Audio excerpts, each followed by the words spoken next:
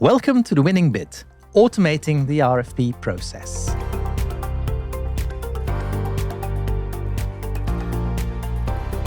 Hello, welcome to this podcast. We have two guests today, and one is Patrick Delving from Sequesto, who has been a guest here a few times before. And we have also Paul Van Staveren from the Netherlands. Sure. Welcome, gentlemen. Thank you. Would you please shortly introduce yourselves? Paul, you All first. right. The foreigners first, right? Paul Van Staveren. I'm from the Netherlands, as said, and I've been in the commercial domain, so sales and deal making and product management and marketing for the last 25, 30 years, and always in business to business, and most of it in managed services. And currently, I'm oriented myself at starting my own business as a consultant, where I will try to help customers to further mature in their commercial activities. Okay. Patrick? And I'm Patrick. I'm the CEO and co-founder of Sequesto. Started Sequesto now roughly 4 years ago. Before that, I spent over 25 years in the cybersecurity space, where I was very frequently confronted together with my team in very complex RFIs, RFPs, security questionnaires, compliance questionnaires, a whole lot. I've seen my fair part of the challenge. Right. Paul, to start with you, can you share some of your experiences with tenders and the RFX processes in a broader sense? Yeah, sure. I've been working at OC, KPN, Consia, and Wortel, and in all these companies, I either directly and in the later part of my career, more indirectly, worked on tenders. So we always had big customers. So it's almost always either an RFP or you're in tender. So I've been in these teams as consultant. Writing myself, making calculations, doing the legal checks and stuff. But also I've been at KPN, I was bid manager, deal maker, apologies. And as deal maker, I led the whole team in answering RFPs. So normally I had like a core team of 8 to 10 persons, legal, finance, HR, solution, and so on. And next to that, we had within KPN, easily another 30 contributors to these RFPs. And it was always very difficult, not because the customers were that difficult, but for all your internal approvals, getting all your stuff together, making sure that everything was in order and compliant with the sales strategy you had on this deal. It's very challenging. Right. Can you elaborate a bit more on the challenges? For example, it's always good to have some things that went wrong. All right. Tell some horror stories. It's going to be a long. All right. So if you look at the process, of course, the first thing that goes wrong is that this RFP drops on your doormat and you have no way of telling that this one was coming. Then you did all the influencing beforehand. You didn't do that. So normally you should not even participate in those. But once you have a tender or RFP in, it starts with the qualifying part of it. It takes obviously a lot of time because there are a lot of internal departments who have to agree to, hey, we're gonna enter into this challenge. But normally you get like 4 weeks or 6 weeks or shorter. So you lose quite some time already only on deciding whether we're going to participate or not. The go-no-go decision. The go-no-go decision. There you go. And once you have this go-no-go decision, you have to set up your team. And especially in large organizations, the core team is normally the same, but all the other ones are different ones. And then you have to sort of get a sales strategy that everybody understands and adopts in their writing. And you see that there are colleagues who are 100% dedicated to this deal, but also people only have to do a very, very small part. So managing that, planning that, make sure that all these small parts get in as well. And what you oftentimes see is that where the horror stories are, everybody starts writing in total different styles. Some documents are available only in Dutch or only in English, so they have to be translated. And some smart guys say, hey, we're going to do it through Google Translate. Not always getting the best translations you want. So it's very hard to arrive at a point where you are 60 to 70% okay-ish with your documents. And normally that, or a lot of times this point, you reach it like 2 days before you have to hand in the RFP. Yep. And then you have 2 days and normally nights to do your magic and to make sure that stuff is aligned with each other and that there's no conflicts in the texts, that all your legal stuff is okay. And then you're very happy that you can hand in something. Right. Yeah. And you know that if I had like 2 or 3 weeks extra, would have been a lot better. But Yeah. people always say that. A few weeks extra, but it doesn't matter how much time you've got. No, A but few what- weeks extra is always but welcome. what you see is that there's a lot of time that gets wasted in the early phase, in the preparation phase. And then you come to the point where it all needs to happen, and very frequently, and that is also something that we hear from a lot of people, is like if you got 6 weeks, there's like 4 weeks at least that is almost wasted in that preparation phase and gathering the team and distributing the work, and then there's only that little time left to really get to that quality level that you need to basically win the deal. Yeah, Mhm. and then we're not even talking about where you have to work with vendors or with partners, because then you have to align and you have to make sure that everyone gets all the documents, that we sign up non-disclosures, and you lose even more time. Yep. And these partners or vendors, their interest in this deal is different. Of course. Are they also working with the other guys? Yeah. So you have to make sure that you exclusively work together. Then, of course, there's some C-level involvement needed to do that. So all in all, it's quite a challenge to do a solid process where you plan everything. You know, this train to keep it on the track. It's quite different, difficult, and well, you have to get to this endpoint because there's one thing you know for sure: the deadline is there. Yeah. So actually, you didn't specifically name a horror story. I would say you described a challenge, but can you also name a real horror story where things went awfully wrong? Yeah. I was called many years ago by our customer and say, "Well, yeah, we're not allowed to call you, but you sort of forgot half of your documents to hand in." So they gave us the opportunity to hand them in, and we also had, especially at KPN, because it's a regulated company, because of its market position, you had to have your approvals. And these approvals, you got them once all your documents and business cases, everything was ready.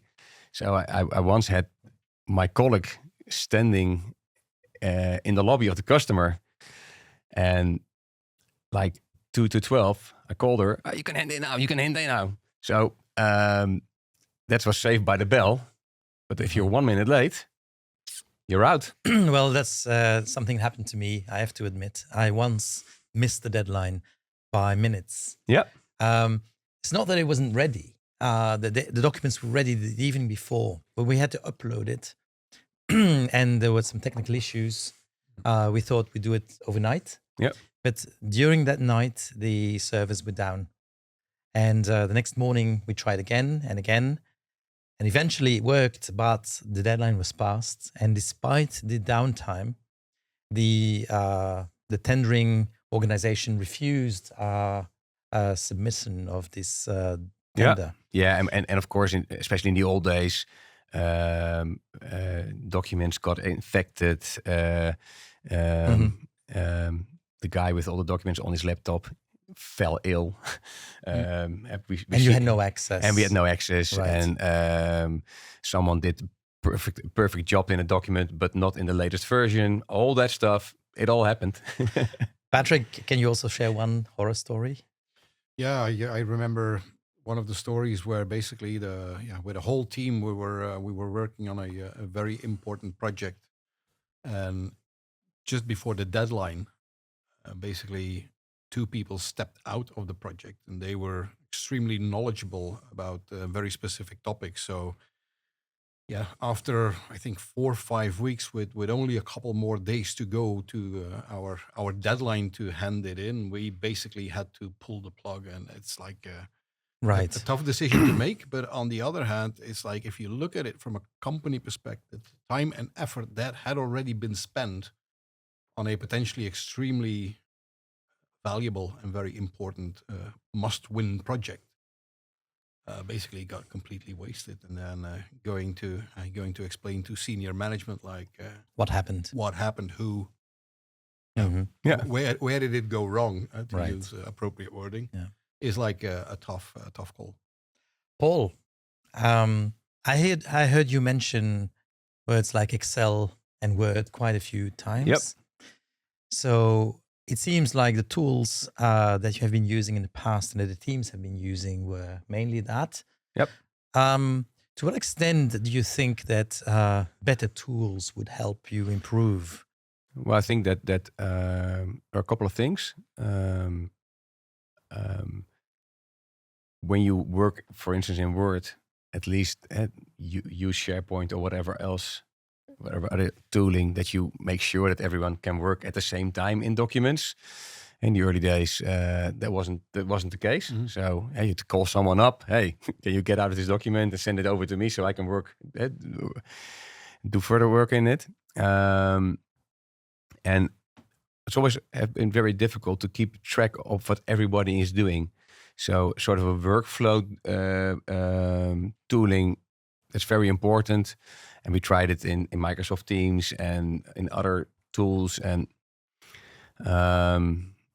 yes, it worked, but then you had some guys didn't have access to it, and your partners and vendors, for instance, they don't have access because it's a tool for within your company, and there's no sharing to externals. And so it's still, the last few years, I think it's getting better, but it's still dominated by Excel, PowerPoint, and Word.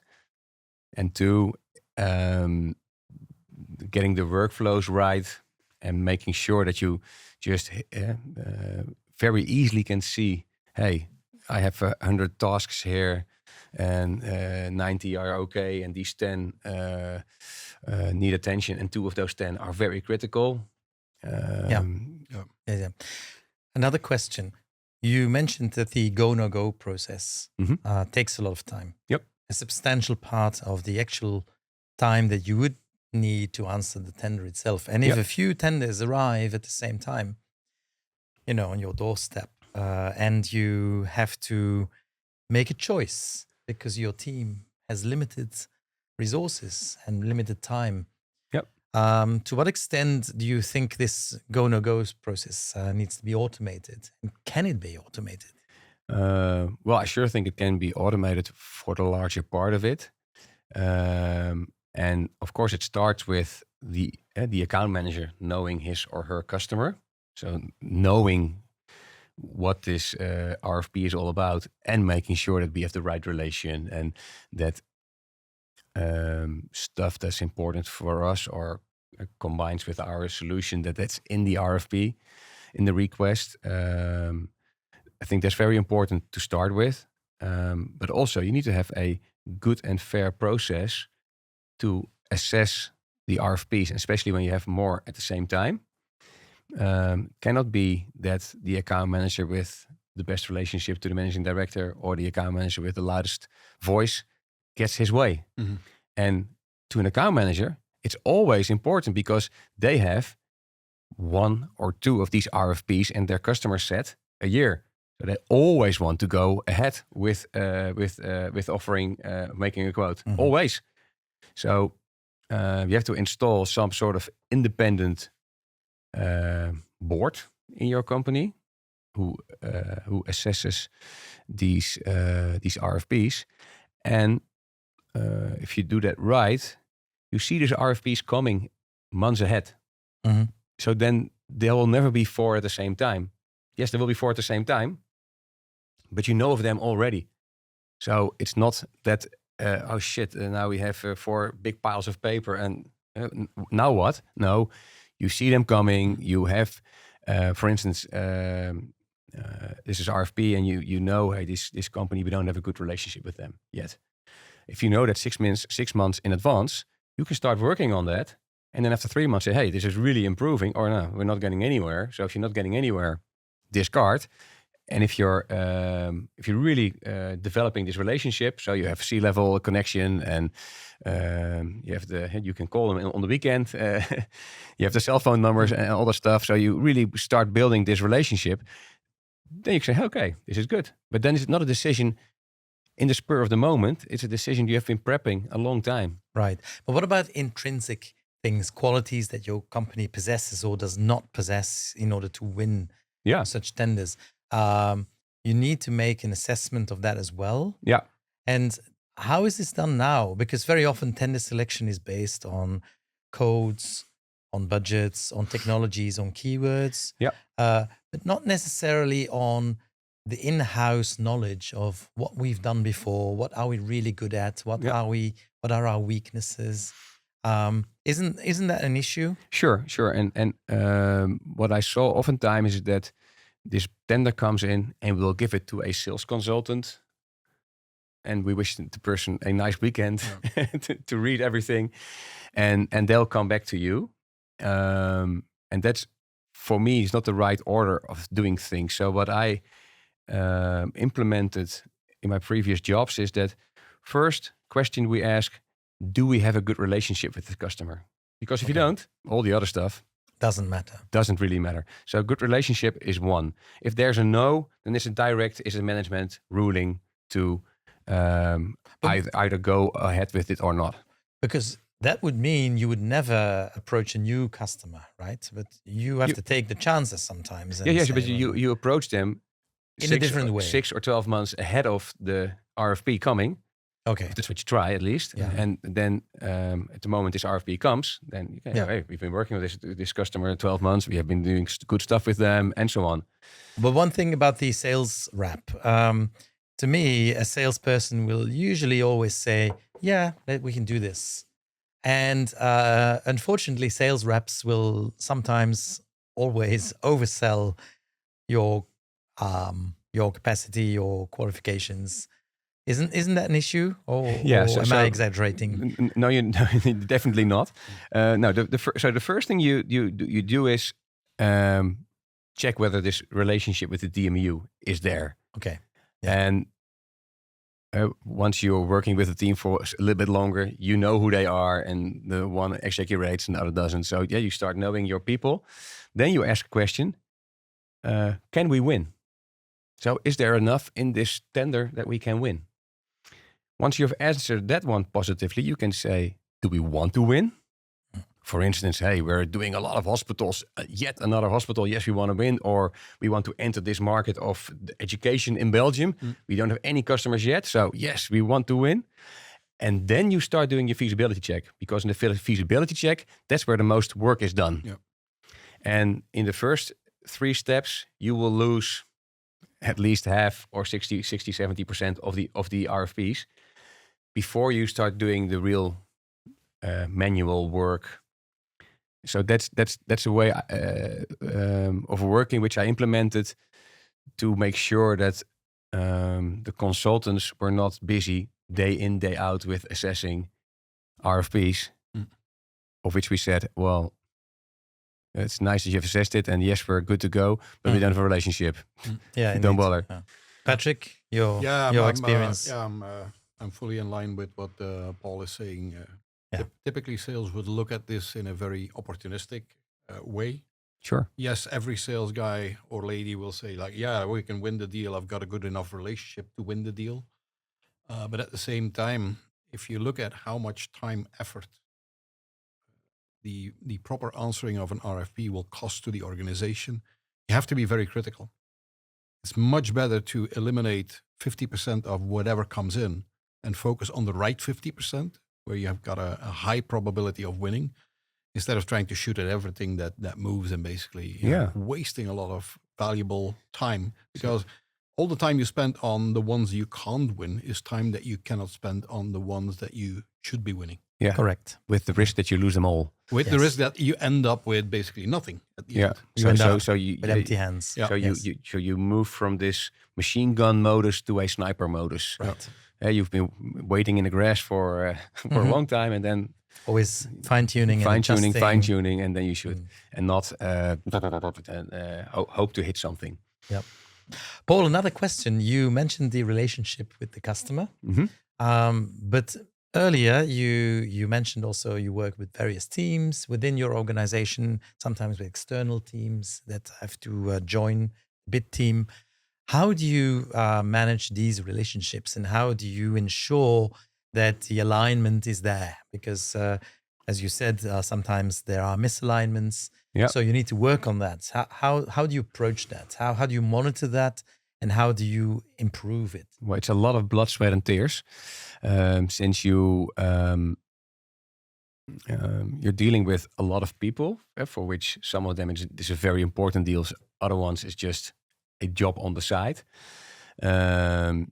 You don't have all the documents ready. There's not one big library with all the documents which you're really sure that they're all up to date and all in the same style. Especially not with external parties, but even internally, there's always a lot of difference. So the core team, they have to be not the nicest people in the world, because they have to be very strict with people. What are you handing in? Is the quality good? But it's constantly, you get something, you read it, you assess it, hand it back, not good enough, or hey, you missed this, you missed that, or we agreed on these hot topic or these win themes to be in the document. Don't see them anywhere. And what you oftentimes see, especially with people who have a distance to this process, there's a question about security of your product, and you'll get an answer with the word security in it, and that's it. No, there's a very specific question, oftentimes with sub-questions. So in your answer, you say, okay, dear customer, this is what you're asking me, pam, pam, pam. These are my answers. But oftentimes, of course, people are busy and they say, hey, security, bam, this is my answer, done. And on to the next. Doesn't work that way. But it's a lot of blood, sweat, and tears from the core team to keep everyone aligned. Yeah. What we also hear frequently is that inability to basically understand where are we in the process. So I had 150 tasks. I've distributed the tasks to 10, 15 different people. We've put deadlines on it, and deadline is next week, Friday, we need to have everything in. And it's almost like it goes into a big black hole. Because as I'm coordinating the project, okay, I've distributed the work. I'm assuming that everybody's on top of it. I'm assuming that everybody is taking care of it with the highest priority. But I'm blind and deaf until we come very close to that deadline. And only then do I start to realize, like, wait a minute, 7 people out of the 15 have not made the right progress. They're not there. They're going to potentially miss the deadline. That creates a lot of uncertainty, a lot of stress, and a lot of tension between people. And that's not helpful. You discover this too late in the process. By the time that you figure that out, it's almost like it's too late. Valuable time has passed. Yeah. So what we do in our processes is that we work on a bronze version, a silver version, and a gold one. To at least, if someone is not going to deliver, earlier. Yeah. But oftentimes also people just misunderstood what they was expected. Yeah. They had to, for instance, draw up a complete transition plan, and they will give you a standard step-by-step transition plan of 2 pages. Which they Googled. Or got from some library or from a colleague, while there was, the demand was a complete customer-specific plan. Yeah. That's a whole different question, but that's a very common thing in tender rounds. Of course. Yeah. Good. Paul, innovation, of course, we know is a key component of progress and to stay competitive. But on the other hand, what I hear from you is that across all the companies you worked in, things have stayed very traditional and stayed very stable. Yep. How would you encourage, how did you encourage and how would you can encourage in the future your teams to embrace innovation? What can be done in terms of innovation to help all these challenges and to overcome these challenges? Well, what you see is that we didn't mature much, as you said. And why is that? Because the business where I have been is always big customers with customer-specific demands. So the whole thing in standardizing work towards them, that's a challenge. It can be done, but it's very difficult because you want to have a standard which you can apply to a specific situation. It's a sort of Lego thinking where you have those little blocks which you define and you say to the customer, here you have a box of Lego and build whatever you want.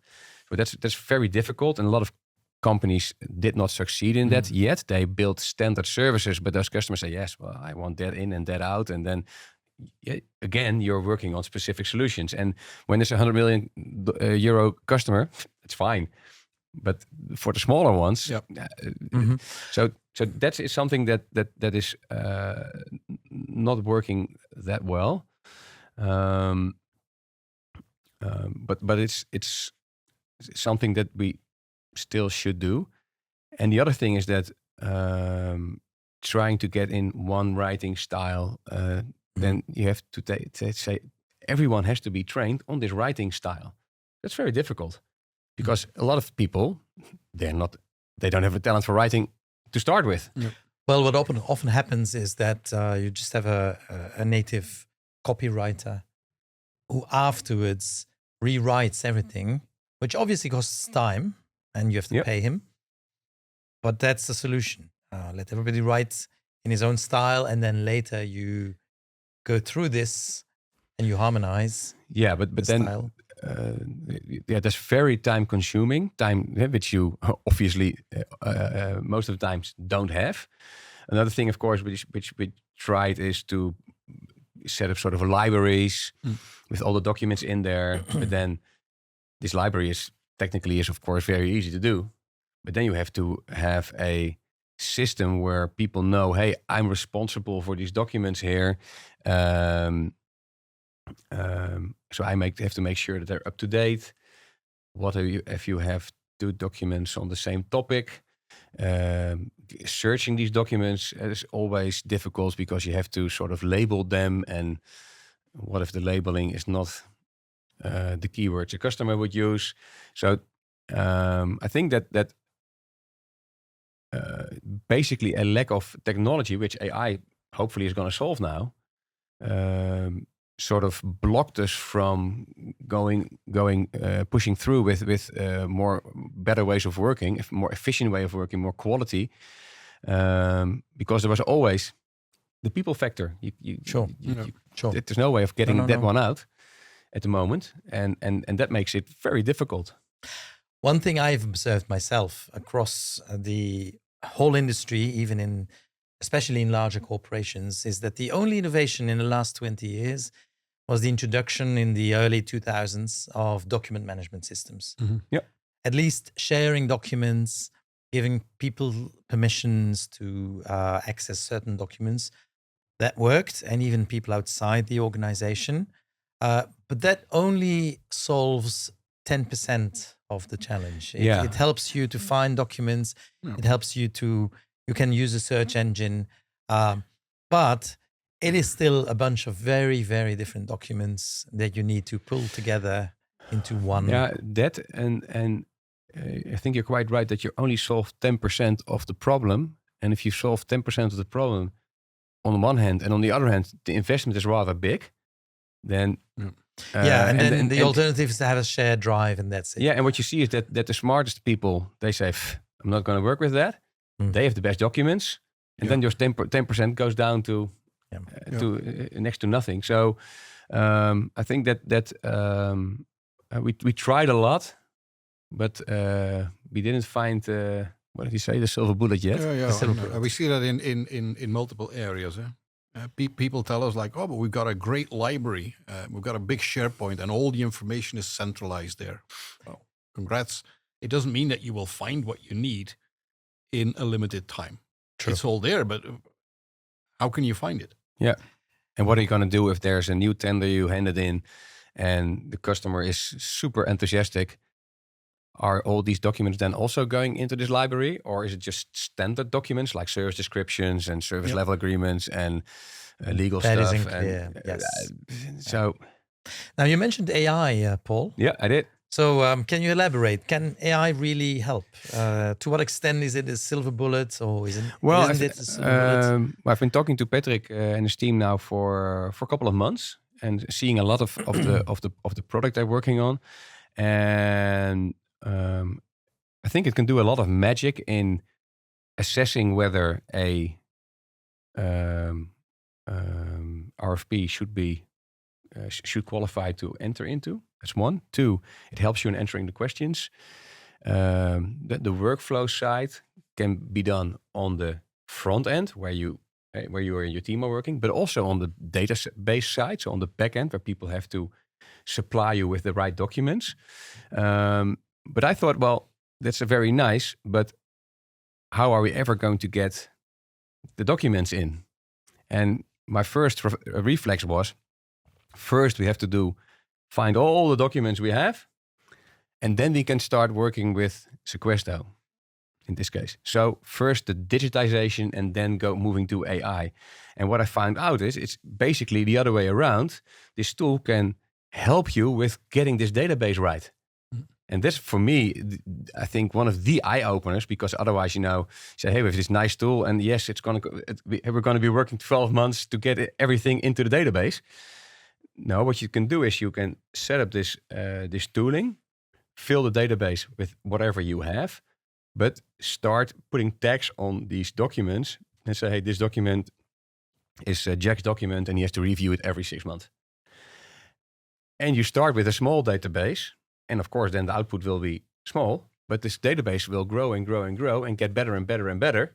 So I think that's the key takeaway, that normally to get a tool to do the work for you as promised, there's a whole big project of getting it started. And here you sort of turn it around. Yep. Put AI first and digitization next. Right. And we designed our solutions on purpose like that, because we know that every tender desk is busy. We don't have time. The business needs to continue. I cannot say, okay, I'm now for the next 6 months, we're going to use our tender team to basically get all the information and put it in the platform and start using a platform, filling it with the right information, and then we expect output. That's not how it works, because every day these new tenders need to be answered. Yes, and if you just fill a database, then the moment you're done filling it, it's out of date again. Yeah. Correct. So that's something that you don't want. Otherwise, you will have only a month or two the benefits, and then you have to start doing it all over again. Correct. So combining this workflow where you can appoint people to make sure that their documents are up to date, and you can make a report. Hey, this guy didn't do his work, and all the others say, top job. Top. You really know where to focus and to pinpoint people to work on the documents. So that's I think that to me, I think that's one of the breakthroughs of getting rid of the all-nighters and sweating on the documents and doing all the intelligence work in the last 2 or 3 days of your tender process. So I think that's really the turnaround, apart from it being multilingual and all the benefits you have there, but really working from a database which you constantly can monitor and improve and expand. Yep. Yeah. I think that's really the main point why this is going to be very successful, and it's going to make a lot of people very, very happy. Paul, as someone who's been active in this field for over 20 years, what advice would you give to newcomers, new people and new organizations who want to start answering larger RFPs, scale-ups typically? Yeah, well, I've been talking to an IT company 2 weeks ago, and this guy said, well, we want to move to bigger customers, but do I have to hire Bid manager, consultants, people who can write, and blah blah blah. I said, well, if you have nothing yet, why don't you start straight away with this tooling and just skip building this whole big team and all the problems that all the companies before you already had? Skip that and move directly to the tool and start working from that. And then you can see, okay, how many people do I really need? Right. And what do the qualifications of these people need to be? Because nowadays you see that we have a lot of highly educated, highly trained consultants, and they spend quite some part of their working days doing really stupid work. Going through databases, searching for documents, calling everyone. Hey, did you ever write about? And do you still have this piece? That's what a lot of the work is. And the successful ones, especially in large companies, they are successful because they have a big network in the company where they know who wrote what, rather than that they do their real magic, which they are educated for and which they are very knowledgeable of. Well, I think this is a very nice point to end.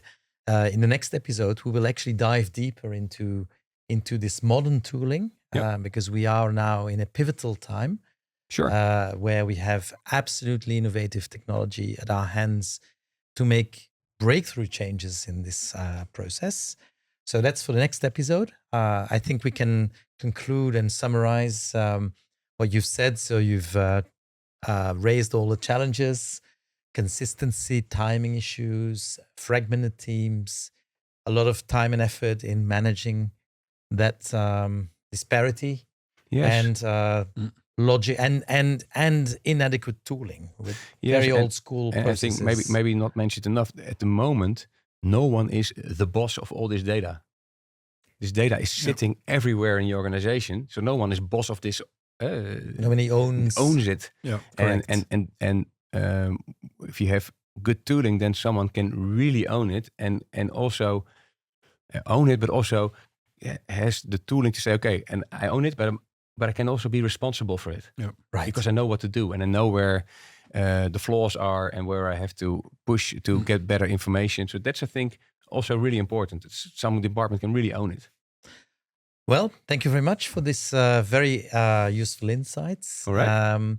I would ask all our listeners to subscribe, leave a review, and follow us on social media. Thank you very much, gentlemen. Thank you. Well, thank you.